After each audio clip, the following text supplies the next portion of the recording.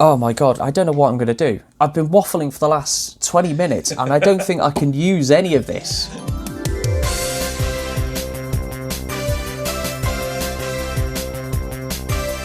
Honest Andy's Discount Moon Show! Hello and welcome to Honest Andy's Discount Moon Show, the one-stop shop for all things moon related. On this episode, which is recorded on the 13th of April 2021, we're going to be talking about evidence of Theia, the protoplanet that the moon may have formed from, has arisen, so we're going to talk about that. Ocean currents on Saturn's moon of Enceladus. A new mission proposal from NASA that will go to Jupiter's moon of Io. We're going to shuffle things around and talk about the next moon which is the Jovian moon Himalia. And, if there's time, we'll talk about the Occultation of Hi'iaka, a TNO or trans-Neptunian object.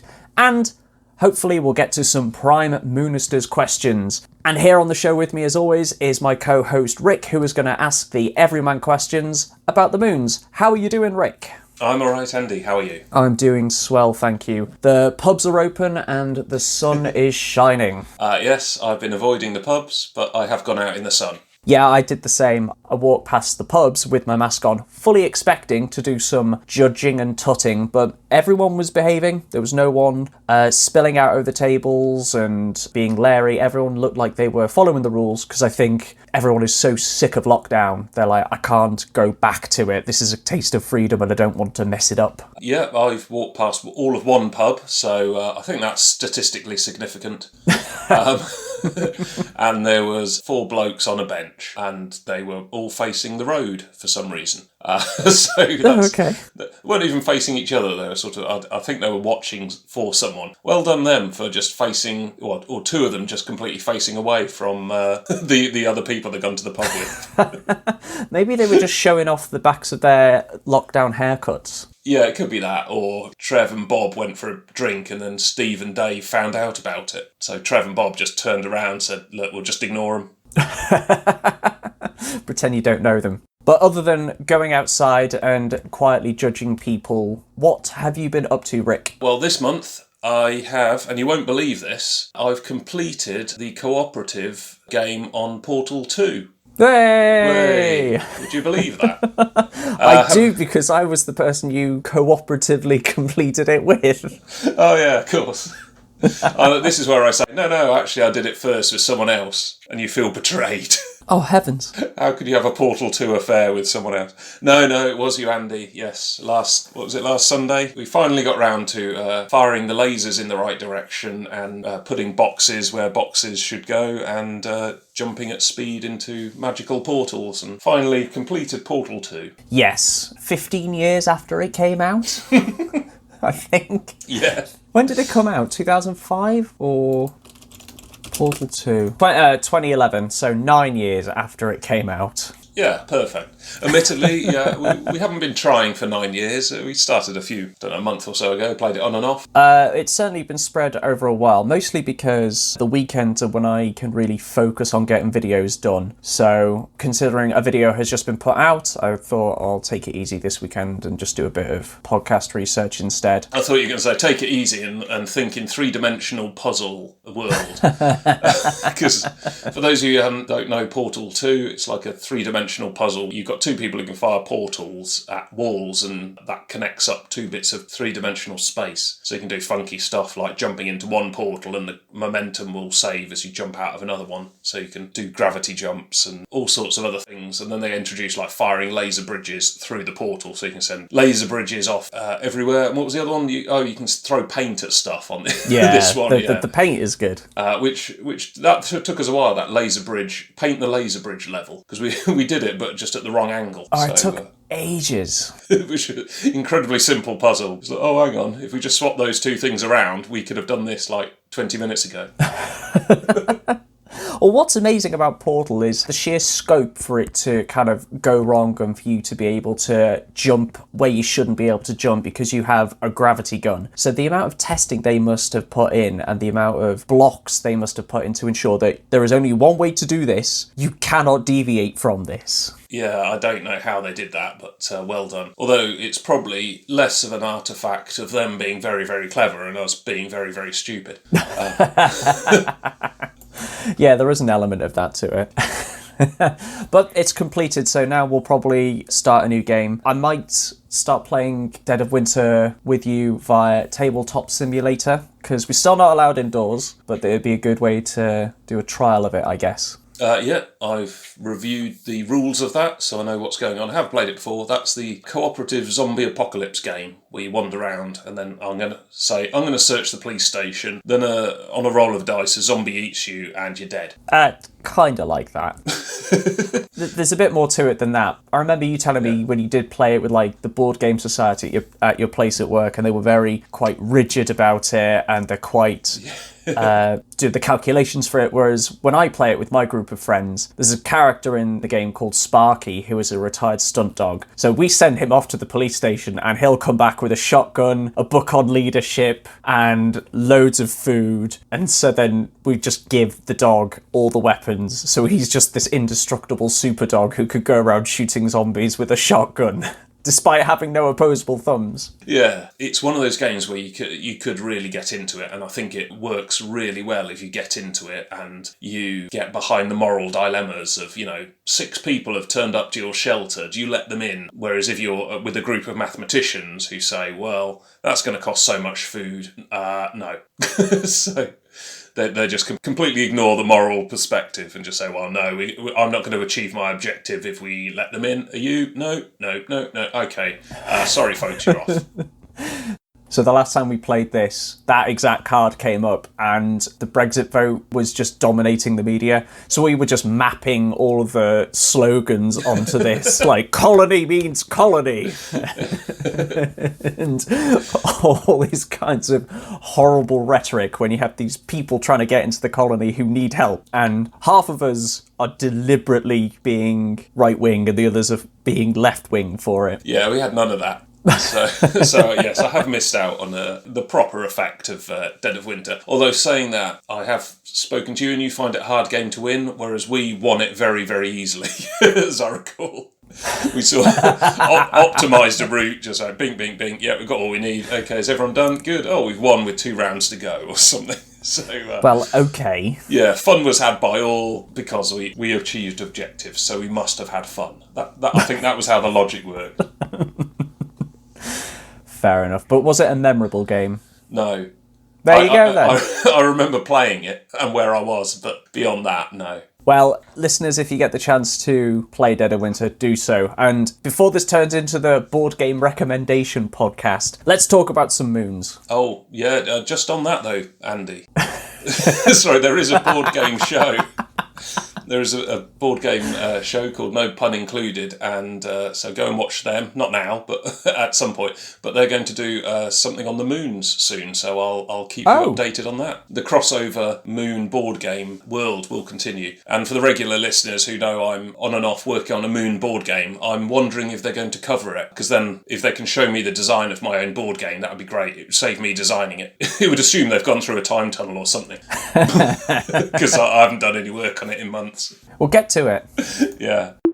So, moon news. Well, we're going to talk about news relating to Earth's moon. In this piece of moon news, the title is Remains of Impact That Created the Moon May Lie Deep Within Earth. So, Rick, I've told you the main theory for where Earth's moon came from. Do you remember it? As my role in the show, no. Where does the moon come from, Andy? Is it aliens? It is not aliens. The leading theory is something called the Giant Impact Hypothesis. In the very early stages of the solar system, I think about 1 billion years after the sun had formed, you had a very early version of Earth, which was covered in lava, just starting to form, and then it was smacked into by a Mars-sized asteroid called Theia. Now this threw up a load of debris into the orbit around Earth, from which the moon coalesced, and by coalesced I mean it snowballed into effect, so bits of rock that were thrown up into space clumped together, got bigger and bigger and bigger, snowballing into one another, getting bigger and bigger and bigger until it became the moon. Millions of years pass, the moon cools down, the Earth cools down, we have a nice stable orbit. So that's a very, very brief overview of where the moon came from.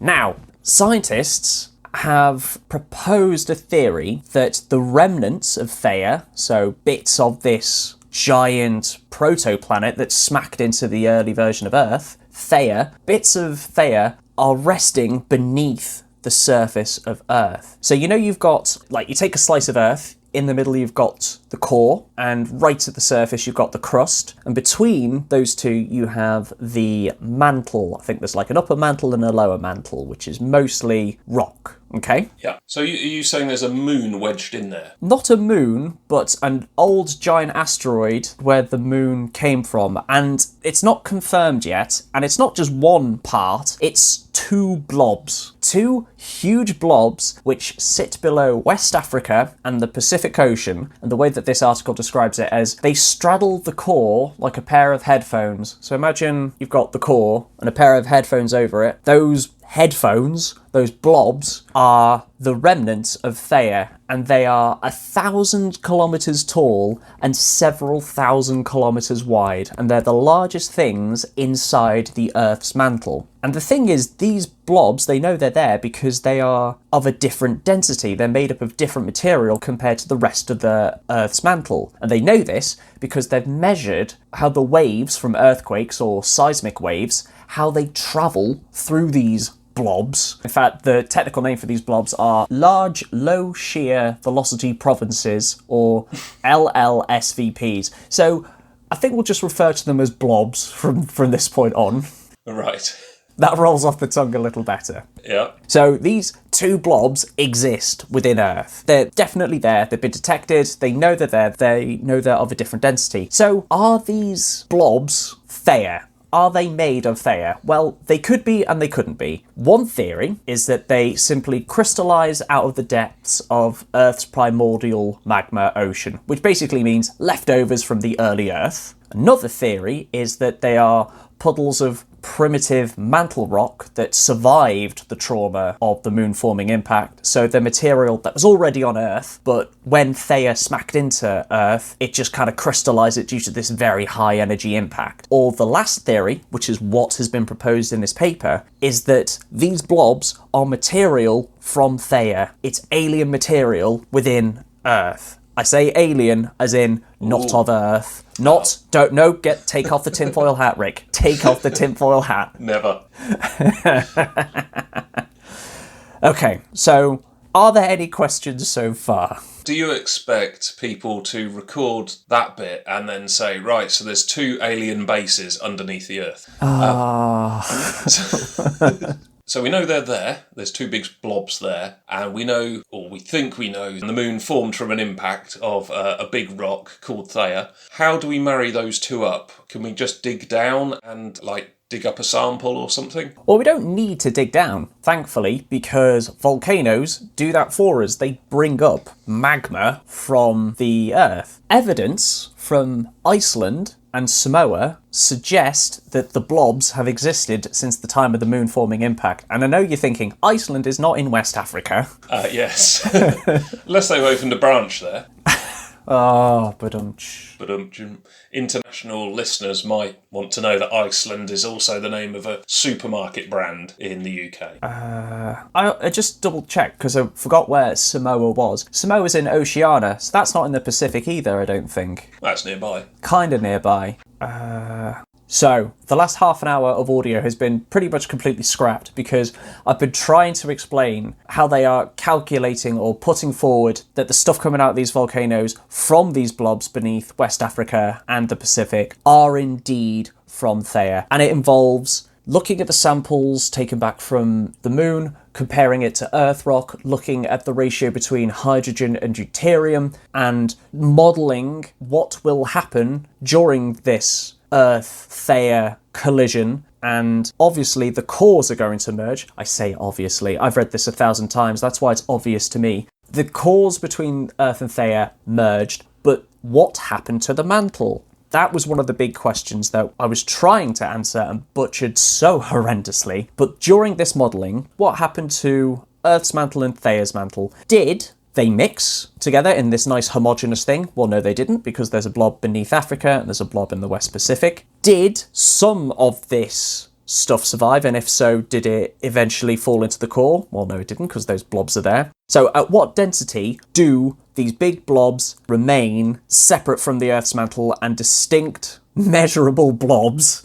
of Theia beneath the Earth? What density of Theia's mantle would allow this? Well, doing some other calculations of, oh, well, if the moon is made of this material, then Theia must also be made of this material, and then doing some reverse engineering further and going like, well, if the impact was this big and the mantle had to sink this far, therefore Theia has to contain this much hydrogen, and all this swamp of maths that I horrendously butchered in the explanation. So please look at the link in the show notes for a better explanation, because I don't want to just sit here and read someone else's work to you. That defeats the whole point of the podcast. This is kind of like meant to be a discussion / frivolous conversation, and it's suddenly turned into a lecture that Andy is butchering. I think there's an existential crisis going on here. I'm the self-appointed moon expert, and I know all. Well, I think you know all your topic and your subject matter. Being able to explain advanced science within 5 minutes in a podcast is quite a tricky thing. This is exactly what imposter syndrome is, by the way. It's not, oh, I don't think I belong here. That's kind of like a misconception. Imposter syndrome is when you start learning a topic, become smarter than the average person on that topic, and then realise, oh, I know absolutely nothing about this topic because the wealth of information that is out there. Ah, well, you've overcome the Dunning-Kruger effect, or whatever it is. What's the Kruger effect? A Dunning-Kruger effect is like people are very, very confident when they get into a new domain of knowledge because they don't realise how complex it is. And then as you increase in your knowledge, your confidence goes down, and then gradually it goes up as you realise you're getting on top of this domain. Oh my god, I even butchered imposter syndrome. Right, that's it. Oh, right. In summary, Theia might be beneath the Earth because there's blobs beneath Africa and the Pacific. Done. Cool. Alright, on to foreign moon news. And I think I understand this one. The ocean currents predicted on Saturn's moon of Enceladus. It has a subsurface ocean. That subsurface ocean could indeed have currents. Currents as in ocean currents, not the raisin-like healthy snack. Badum-tsh. So, do you know of Enceladus, Rick? Do you know what this moon looks like? I think you may have mentioned it previously, but to be honest, all the moons merge into one after a while on Honest Andy's Discount Moon Show, so you might have to remind me. Was this the icy moon that looks really nice and is like the model moon? Like if you had a pin-up moon, then it's a very beautiful moon. Yeah, it falls into the, whoa, science is so cool, man, kind of poster moon, because Enceladus has these plumes or cryovolcanoes. A cryovolcano, instead of spewing up lava, it spews up ice and saline kind of water from beneath the subsurface ocean, so it's an ice volcano instead of a lava volcano. There's a few of them on the surface of Enceladus on its south pole, and they're these long, they're called fissures, but they're just basically long canyons across the surface of Enceladus called tiger stripes. And it's an incredible looking moon, and the photos and the footage taken by Cassini of ice spewing out of these tiger stripes is really quite striking. Now, the subsurface ocean of Enceladus is really quite different from Earth's oceans. So, relatively speaking, Earth's ocean is quite shallow, with an average depth of just shy of 4 kilometres. Obviously, it gets deeper in the likes of the Mariner's Trench, but our ocean covers 3/4 of the surface of the planet, average depth of 4 kilometres-ish, is warmer at the top because the sun is beaming down on it, and it's colder at the depths because it's on the ocean floor and the sun's light can't penetrate that far, and the Earth's ocean, it has currents that are mostly generated by the wind caused by our atmosphere. Now, Enceladus is almost the complete opposite of this. Instead of having an ocean on the surface, it's just an entire ice ball. So the ocean is beneath the surface. It's at least 30 kilometers deep. It's cooled at the top because of the icy shell caused by freezing in space. And it's actually warmer at the bottom because of the heat from the moon's core. So it is almost the polar opposite of Earth's ocean. But despite this, currents could exist inside this subsurface ocean. And they've discovered this by looking at how the oceans interact around Antarctica and looking at how the temperature will affect the freezing and thawing of the water, but more importantly, of the salty water, because the water in Enceladus is salty, and we know this because when Cassini flew past it, I think it had a spectrometer on it, so it was able to detect salty material coming out of the plumes of Enceladus. So we know this water is salty. And how do we know that there are currents in the subsurface ocean? We can't see in there, but what we can do is look at how thick the ice is across the surface of Enceladus. Is it the same thickness throughout? It's roughly similar, but it's thinner at the pole and thicker at the equator. How do we know that? If we measure ice, don't we go down with one of those ice cores and bang it in, and then, like ice fishing? I'm imagining someone on Enceladus doing that. Has someone gone to do that? I don't think they have, because we haven't landed on Mars yet. That would be a bit odd if we've skipped Mars and loads of other places and gone ice fishing on Enceladus. Well, while we haven't landed on Enceladus, we have landed on asteroids, comets, and Mars with probes. Ah, right, yeah. And we've drilled into them. So you could drill into the surface, not as deep to get through that to the subsurface ocean, though. The way that they've figured out how thick the ice is through gravitational measurements and heat calculations being a heat map taken by Cassini as it flew past it. So it kind of like a big blanket term would just be radar, but lots of different science in the radar. It's not just radio bouncing back and radar echoes. No, it's like a whole wealth of science has been taken as Cassini flew by Enceladus. So it knows the ice is thicker at the equator and thinner at the poles. So this means that ice is freezing more at the equator than it is at the poles. Well, that makes sense. So what is driving this? What is causing the ice to melt at the poles and freeze at the equator? Well, the obvious thing would be, well, you've got this cryovolcano, right? It's spewing out ice and water on the South Pole. And that is indeed caused by internal pressure generated by heat. But there's got to be more to it than just that, because it's also thinner at the North Pole, where there are no cryovolcanoes, compared to the South, where there are cryovolcanoes. And one of the theories is, when salty water freezes, it releases the salt into the water around it, causing that water to get heavier and therefore sink. So if you have sinking water, you have a flow of water. And what is a flow of water? It's a current. So you have currents of water. Yep. Sorry. Yeah. And they've done this by looking at how salty water freezes and thaws around Antarctica, and have studied the ocean currents around Antarctica and where one ocean begins, another ends, and how that flow of salty water turns into ice. And this has been predicted to create a pole to equator circulation that will distribute heat on Enceladus, so it's like a negative feedback loop. So if it's freezing more at the poles, then the water's going to sink into the core, and it's going to rise up to the poles where it's thinner, because that's going to drive heat towards the poles, which is where the cryovolcanoes are. Excellent. Ta-da! So what does a current mean in terms of science? Does it mean there's going to be life on that planet? Fish? Well, there's always been theorised that wherever there's liquid water, there should be life. It allows for a distribution of nutrients. So if you just had this homogeneous, very still puddle, it's going to be hard for life to form. But if you have a flow of water, it allows for a distribution of warmth and nutrients, where it'll be hotter, where it'll be colder. It allows variety. The more variety a ecosystem, a habitat, a place, has, the more likely it is for life to evolve. So even though there are no signs of life yet, the conditions for hospitable life are there. No signs of life, so there's no sign saying no fishing. Which means I'm going to go fishing on Enceladus before they ban it and catch one of these rare fish that might exist. in the newly found currents. You'll need a license from the post office first, though. Okay, cool. I'll go and get one. So there's currents in Enceladus, potentially. This is theoretical at the moment, but it's been published in a paper in Science Daily? Currents Monthly. They've ran out of Raisin News.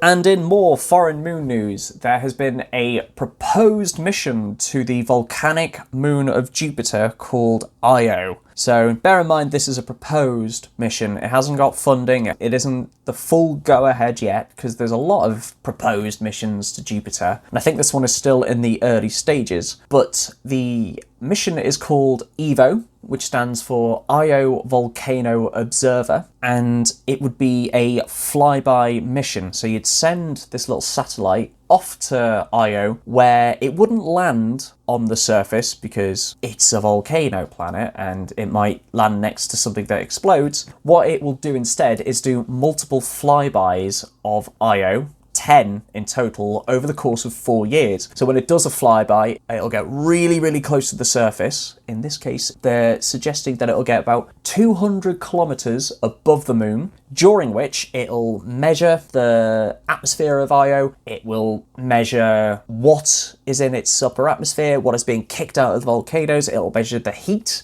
distribution, it'll take photos and videos, and it's going to try and map the whole surface, and the plans are to map 90% of Io's surface down to a resolution of 300 meters per pixel. And while that doesn't sound that much, considering that this is one of the largest moons in the solar system, about the size of our own moon, 300 meters per pixel is pretty damn good. And it's miles away as well. Yes, exactly. So even just getting something to it near enough, that would take a bit of effort. I think it takes about 5 years to get to Jupiter, I believe. But that's if the planets align and you have the correct gravitational slingshots. That's why Voyager was kind of launched when it was, because it had a perfect gravity slingshot to get it out to the depths of the solar system and beyond. It's gone beyond the solar system now. Yeah, you don't want to be the scientist at the beginning of the mission that fires it in slightly the wrong way. You know, like a darts player occasionally just misses the treble 20 and hits the treble 1. I mean, that's bad at darts, but in a sort of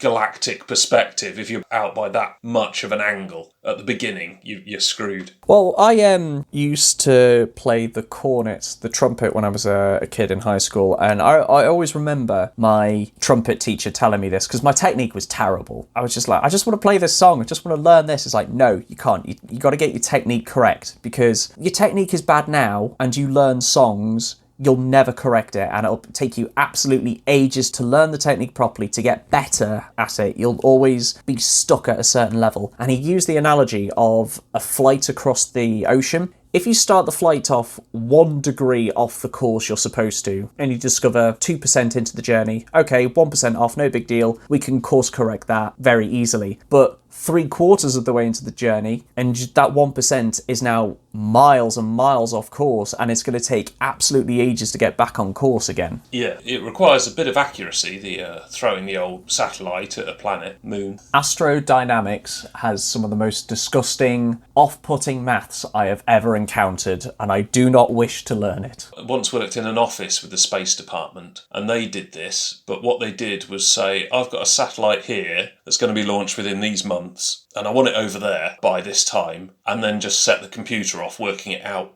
It was easier to do it that way. Well, yes, that is easiest to do it that way, but you need to program that computer. Oh, no. It's not like booting up Microsoft Word and go, Clippy, yeah. I've got this spacecraft.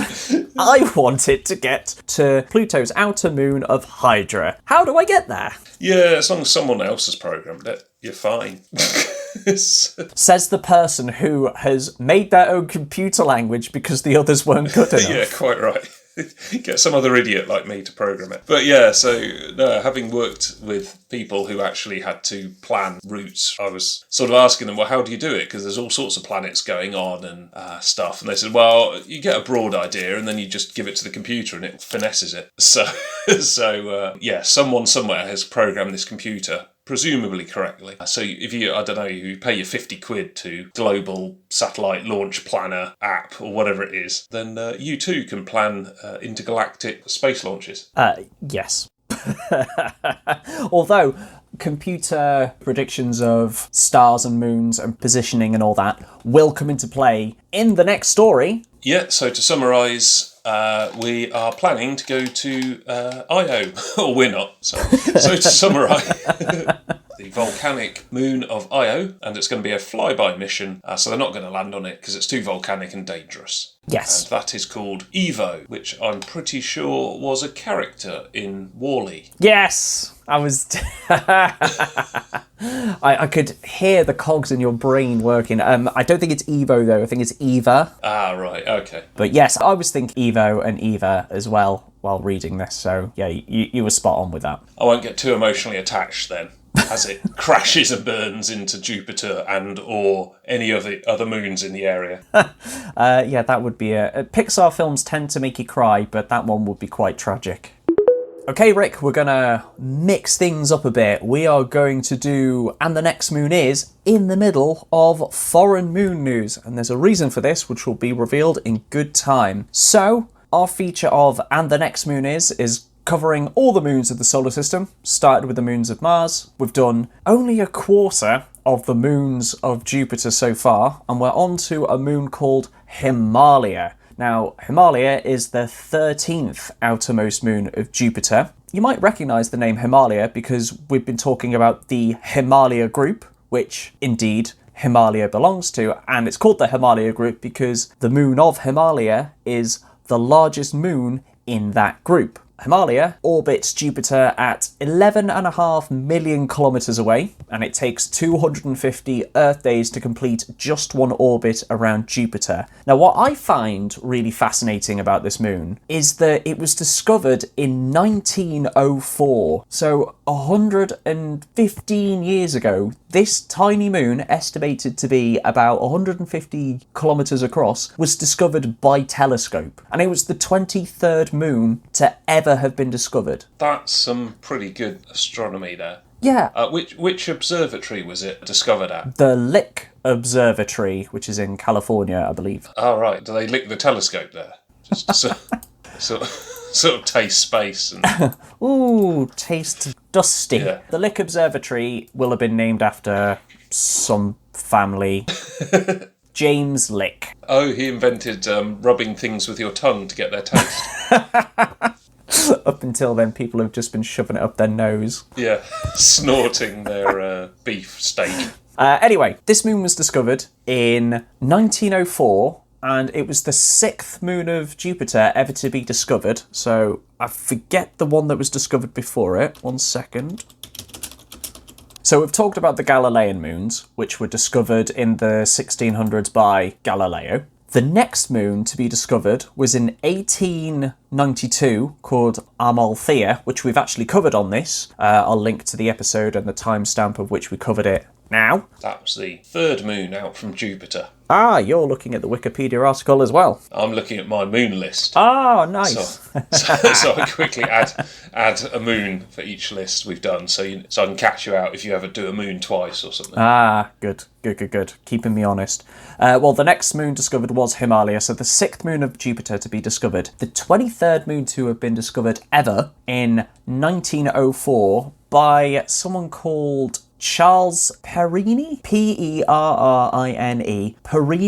Perrine? How would you say that? Yeah, Perrine. Perrine. He was born in America, so I don't think it would have been a French pronunciation. Charles Perrine. He discovered Himalia using just observation techniques by just looking at a bright object in his telescope moving across the sky and plotting its position and go, well, that's not a planet, that's orbiting a planet. So having the foresight and the astronomical knowledge and the astrodynamical knowledge to be able to calculate and figure out that this is a moon 115 years ago without use of computers is genuinely quite incredible. Yeah, I could probably not even do it even if I had a computer. It's just like lots of dots, white dots on a black background. You could probably figure out that something is a planet. You could probably, if given enough information, figure out, oh, that is a moon because of the way it's moving. But he managed to calculate the orbit. Yeah, I mean, I think that the key words there is given enough information. Oh, yeah. If I've got someone explaining it to me, then yeah, I'll be fine. Like very, very much like the Discord chat group on moons with N3 pointing out there are the moons in the very dotty pictures. It's like I'm fine when someone points it out. It's just that bit before it, like N3 has done their work, then it's just a fuzzy blob. Absolutely. I don't know how they managed to find them. I'm still in awe. Speaking of N3 on the Moon Discord, N3 forwarded the latest issue of the Journal for Occultation Astronomy. I believe it's pronounced occultation. It's nothing to do with the occult. Do you remember last episode when we talked about occultation season for Jupiter, where all the moons are passing in front of one another and you can just witness it if you've got the right time? So it was occult as in occlusion, so something's occluding something else, as opposed to it's a great time to summon Satan. Yes, exactly. If I'm pronouncing this stuff wrong, please call me out, because I'm awful at pronouncing stuff. I'll even mispronounce myself in the same video, and I'm sober in them. That's the frustrating thing. We mentioned before that Himalia was 150 kilometers across. That was based on up-close images taken by Cassini, and they estimate that Himalia is this. Well, ground-based observations estimate Himalia is 170 kilometers. And I remember reading this thinking, ground-based? How did they do this from telescopes based on Earth? And then N3 sent in this Journal for Occultation Astronomy, which talks about measuring moons and the size of objects as they pass in front of a star. And it blew my mind and opened my eyes to a whole new window of astronomy, occultation astronomy. So let's break this down of what is occultation astronomy, how can it be used to measure the size of things. So it could be assumed that if you're listening to this podcast, you like space. So you might have seen some images cropping up on your various social media feeds. For example, when the International Space Station will cross in front of the sun, or when Mercury crosses over the sun, and you'll see like this time lapse of Mercury as a dot going across the sun.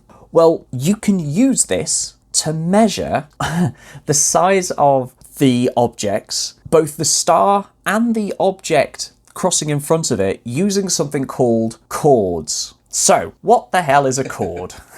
Presumably not the trousers or the musical term. Correct. It's a term used in mathematics, but there's a whole subdivision of it for astronomy. So in the field of astronomy, the term chord typically refers to a line crossing an object which is formed during an occultation event. So far, so good. Y'all are following me with that. By taking accurate measurements of the start and end times of this occultation, in conjunction with the known location of the observer and the object's orbit, the length of a chord can be determined given the indication of the size of the occulting object. That was quite wordy. So, if you know how big the object is, we know how big the star is, we know how big the sun is, we know how big various different stars are by looking at what is called their magnitude, and from their magnitude you can reverse engineer how big that star is. So you know how big the object is, and you know how bright the object is. And when an object goes in front of it, there is a change in brightness. This is going to be referred to as a light curve, by the way, because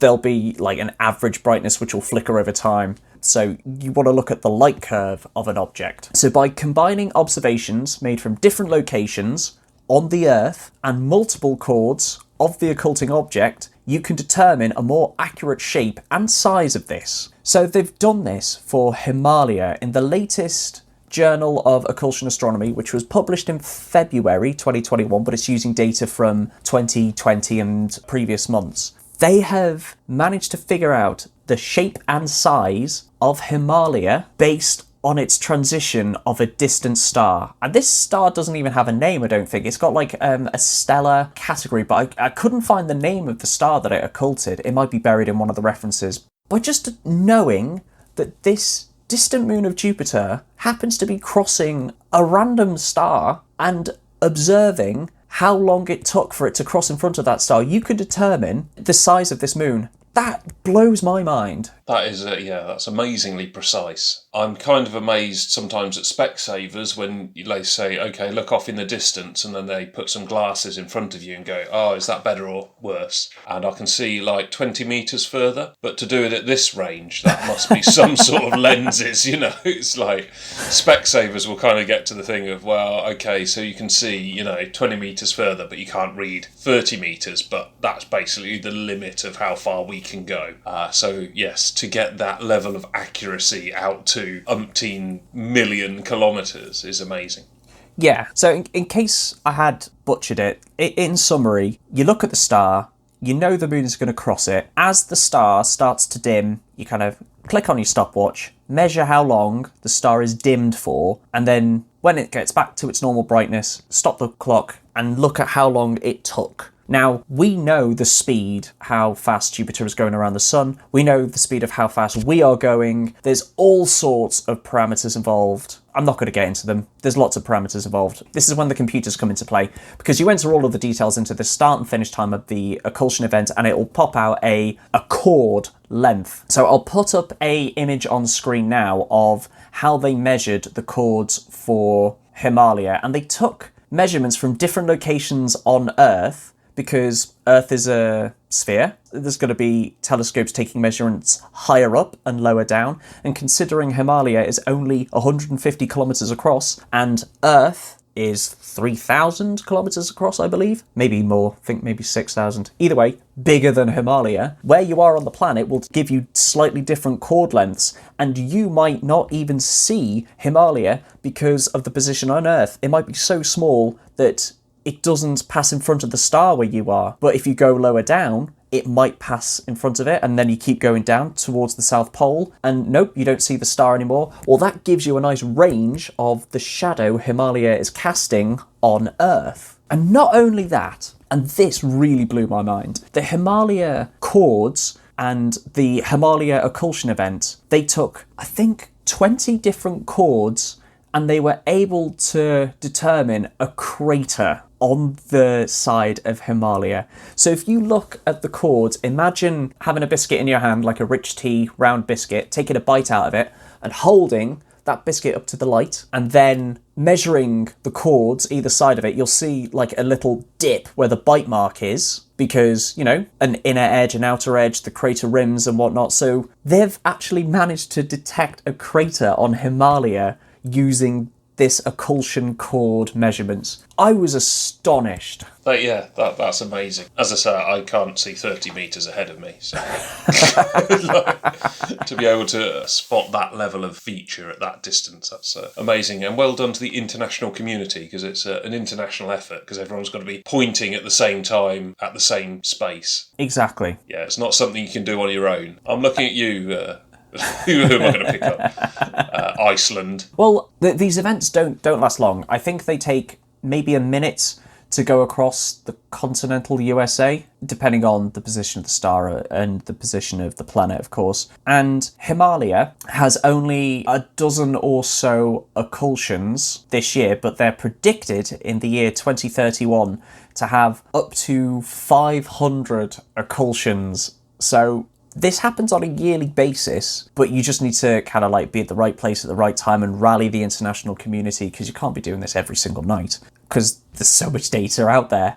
But the fact that from just a handful of measurements you can determine a crater on a moon that is dozens of millions of kilometres away is just astounding. Yeah, it's fantastic. And the other thing I learnt was that there's a journal for occultation astronomy. There's a journal for everything. Yeah, and so I went and looked back at when was the first issue. It was in 2010. But in the sort of tagline, it also says formerly Occultation Newsletter. So I said, oh, right, when was the first occultation newsletter? So, Andy, when do you reckon the first occultation newsletter was? I think it will have been maybe in the 70s? It was, yes. Hey! Have a guess. Well, Voyager discovered moons of Uranus in the late 70s, so I'm going to say mid-70s in 1975. Completely wrong. It was 1974 Oh, in July. What a fool. You were massively out by 5 months. And the Occultation newsletter has these objectives, and they're 1 to 6. Can you guess what number 6 is? You don't talk about Fight Club. Yeah, it's to stay out of debt. That's quite sweet. So I hope Occultation news community, newsletter and journal that you are very much solvent at this time. If you're not, we'll have a fundraiser next podcast. Yes, I'll give you the 3p of ad revenue that the podcasts generate on the YouTube channel. Before we move on, because there is another occultation astronomy story I want to talk about, and I know that I'm quite gushing about this subject, but I only learned about it recently, and I'm genuinely astonished at the accuracy, the maths, the scientific community involved. I'm just kind of overwhelmed by how accurate and how incredible this technology and this subset of astronomy is. It's opened up a whole new world of measurements and being able to discover things about moons. Like the fact that by measuring the shadow of a moon eclipsing a star, you have discovered a crater on that moon. That is amazing. But anyway, before moving on, what nickname are you going to give Himalia? I've gone for the occulted crater moon. Ooh, okay, I like that. Occulted crater moon. Oh, and as is tradition, I kind of need to talk about the name because... Well, do we need to talk about the name? Yeah, is it anything to do with the Himalayas? It sounds very similar.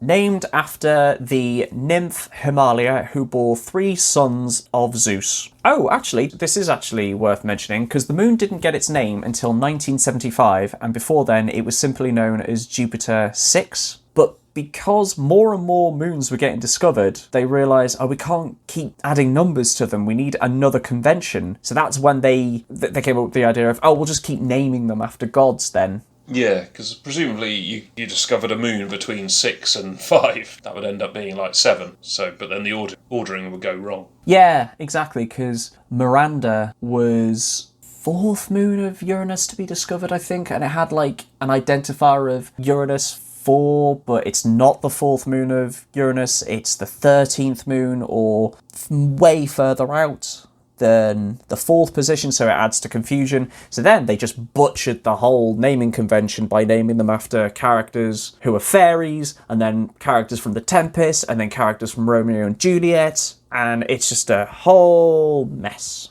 which I will make a video about at one point. But yes, that's everything you need to know about Himalia. So, we've been gushing about stellar occultation and occultation astronomy. Well, you can take part in it because a very rare event is going to be happening on the 16th of April. And I do intend to get this podcast out by then, at least the audio. The video might not come out until the weekend, but I'm hoping to get the episode chopped and sent out by then. So does that mean, dear listener, you basically have to look up now if you want to see the occulting event? Literally run to the window or you'll miss it. Yeah. Step 1, be in America. Okay. So if you're an American listener and your observatory is open and you happen to be in the right side of the country, you might witness a very rare event, which is the stellar occultation of a TNO. What is a TNO? TNO stands for Trans-Neptunian Object. So dwarf planets, asteroids that are beyond the orbit of Neptune. So Pluto would count as a TNO. Eris, Haumea, Makemake, or Marky, forget how that one is pronounced, all those count as TNOs, Trans-Neptunian Objects. Now, I made a video about a particular dwarf planet called Haumea, which is a big pebble-shaped object, and it has 2 moons, Hi'iaka and Namaka. They are named after gods from Hawaiian mythos, and the moon of Haumea, Hi'iaka, will be occulting a star the evening of the 15th into the 16th of April, and it will be occulting a star, casting a shadow across continental USA. Now, it's not going to eclipse the whole of the USA, it's going to eclipse and cast a shadow starting in Georgia and working its way in a northwesterly direction across the country all the way up to Oregon, and this shadow will move across the country and take 2.5 minutes, and then it'll be in the Pacific Ocean and the occultation will be over. So, have you seen the maps that I've put in the show notes? And I'll include images and links to them in the show notes here, and they'll be on the YouTube screen now. So, can you see the one of the globe? Yeah. So that big shadow is when the main occultation is going to happen, and it'll be witnessed in Georgia. And each subsequent dot is a minute later. So that's how fast it covers the USA. So a dot later, it's about a third of the way through the country. A dot later, it's just entering Oregon. And the next dot, it's completely gone, and it is in the Pacific Ocean. So that's how quick these events happen. I should point out, Hi'iaka is a moon of a dwarf planet called Haumea. Now, the distance from Haumea to Earth is 7.5 billion kilometers. For context, from the distance from the Earth to the Moon is 380,000 kilometres. The distance from the Earth to the Sun is 150 million kilometres. And the distance from Earth to Pluto is just over 5 billion kilometres. So Haumea is a long way away. Hi'iaka is a long way away. And it takes light travelling at the speed of light, 300 million metres a second. It takes light 6 hours 50 minutes to get from Hi'iaka to Earth. So you need to account for how long it takes for light to travel from this dwarf planet to Earth. That is incredible. Oh, yeah, you want to hope someone's done their maths correctly. Otherwise, it's like you go out to pixel perfect with this, you've only got 1 minute to see it. And it's like, oh no, sorry, 6 hours late. I left the lens cap on. Yeah. Oh, I've left the lens cap on. Oh, it's all right, I've got 6 hours to take it off because the light is yet to reach us. By the way, I'll post a link to the occultation site because that has all the precise data that you need to plug into your telescope hooked up to a computer, because there's no way you'd be able to do this by human hand. So it's got all the data you need to plug into the computer to be able to see this. It lists all of the time in something called UTC, which is Universal Time Central. It completely disregards daylight savings because that varies on a state-to-state basis. Yeah, you really don't want to add that into the mix. I think there's enough timing problems with light leaving this location will take 6 hours, but in which time the Earth has moved and rotated. So yeah, there's a bit going on in the calculations. You don't want to have the additional, oh yeah, by the way, the government says it's an hour later because, you know, farmers up north don't like it when it's dark. Someone tell Haumea. Again, I know I'm getting overexcited about this, but it is just incredible to know when a moon is occulting a star and being able to witness the shadow of it traverse a continent and being able to be in the right place at the right time to look at it and witness it. Who knows, might get some more measurements out of this and we'll be able to have more precise measurements about Hi'iaka, because do you know how it was discovered? No. Someone looking through a telescope? Kind of. It was discovered using the Hubble telescope. Oh, right, okay. So that's someone looked through the Hubble telescope. And Mike Brown, the guy who discovered Eris, which resulted in Pluto's demotion to dwarf planet, he discovered Haumea, and while observing Haumea, they noticed moons orbiting it as well. So he discovered the dwarf planet as well as the moons using the Hubble telescope. Excellent. I'm a bit annoyed now. I couldn't get time on it. The Hubble telescope. I could be discovering things. So if you're in America and happen to catch this at the right time, please get in contact with your local observatory and try and watch Hi'iaka occulting a star. And future Andy, try and get this podcast out before the event happens. And now, let's do some Prime Moonisters questions. Order! And I'm going to crack open a beer. So, the question that we have comes from Shortstack1851 on Twitter. He's got a Prime Moonisters question, and it kind of comes in 3 parts. So, question number 1, does the moon rotate on its axis? And yes, it does rotate on its axis. And I know that does sound a little confusing because you might be thinking, well, hang on a minute. I thought the same face of the moon always faces Earth. And it does. The moon is tidally locked. But if you remember, the moon takes 28 days to complete an orbit around the Earth. So as it does that, the same side is always going to be facing Earth. Therefore, it must rotate once in that 28 days. Otherwise, we'd see the back of the moon as it didn't rotate if it just remains static. Do you get what I mean?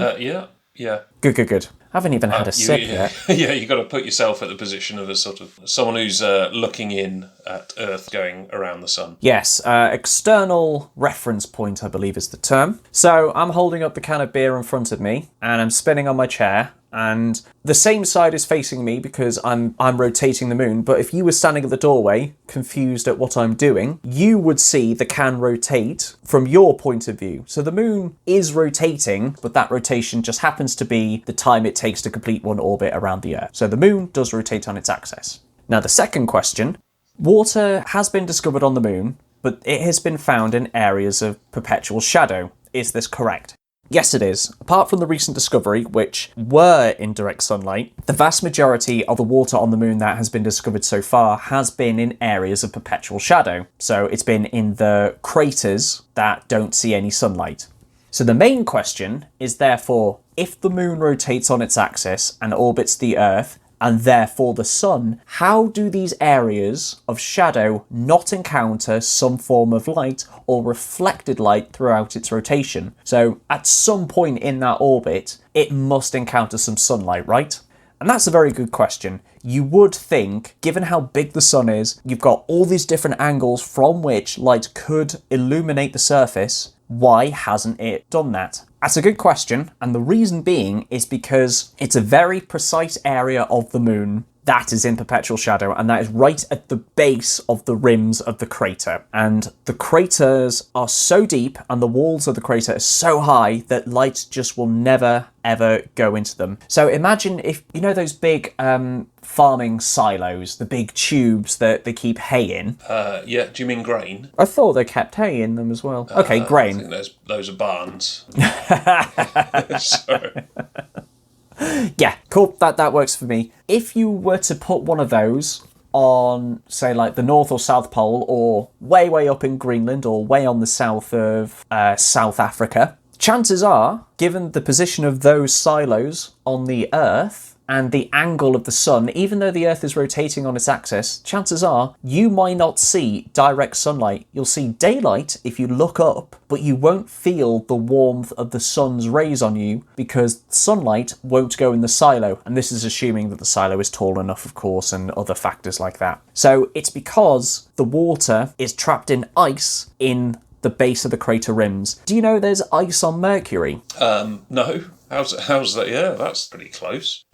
For exactly the same reason. It also helps that even though it's so close to the sun, it doesn't have an atmosphere to retain any heat. So when it's in the shadow, away from the sun, it's just exposed to the cold vacuum of space, and therefore it's bloody cold. Yeah. And Mercury is covered in craters, and so it has some that are deep enough to house ice, which will have come from comets that have smacked into the surface and created the crater, which now houses the water/ice. Oh, that's good. So that's how there's ice on the moon. Yes, just through sheer luck being in the right place at the right time. So, yeah, you've got to be in a deep hole and at the pole. Yes. There's the handy rhyme for where is the water on the moon? You've got to be at the poles, and then you've got to be in the holes. But right, any royalties go to me. I think it was a joint writing effort. Lyricist Rick Val. There will be no more Honest Andy's Discount Moon Show dispute over lyric royalties. So, do you have any other questions off the back of that, or shall we wrap up Prime Minister's questions and therefore the podcast? Yeah, that all makes sense. So, no more questions. Fantastic. Well, thank you very much for listening so far. If you like what you've heard and have a Prime Minister's question that you want answered as well, please get in touch with the show either on Twitter, where the handle is @IamALunatic, or send me an email via Gmail, which is the same handle, imalunatic@gmail.com. I've also just started an Instagram where I'll be posting 1 or 2 moon-related facts and hopefully some videos soon, so follow me there at @IamALunatic as well on Instagram. I'm on all the socials now. Thank you very much for listening, and tune in next time. Bye-bye.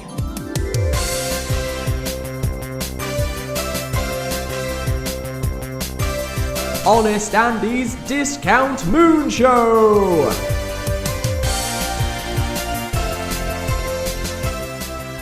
Hello, future Andy here. Just finished editing the podcast at 8:15 on the 15th of April, so that means it'll be out in time before the Occultation of Hi'iaka. Yes!